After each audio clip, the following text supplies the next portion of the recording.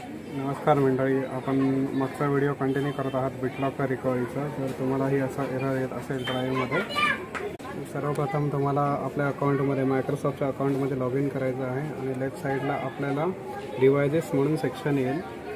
Device सेक्शनमध्ये तुम्ही किती पीसीवरती लॉग इन आहात ते इथे दिसेल आपल्याला।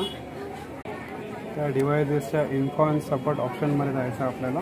इन्फो अँड सपोर्ट ऑप्शनमध्ये मॅनेज रिकव्हरी कीज करून ऑप्शन आहे।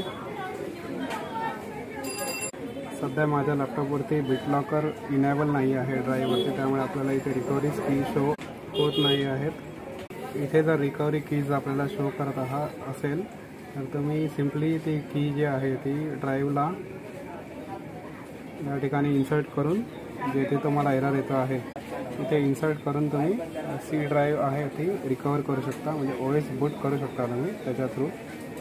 अशा टेक्निकल आणि ब्रँड अपडेट्सचे व्हिडिओ तुम्ही जाणून घेऊ इच्छिता तर माझ्या चॅनलला तुम्ही लाईक, शेअर आणि सबस्क्राईब नक्की करा। थँक्यू।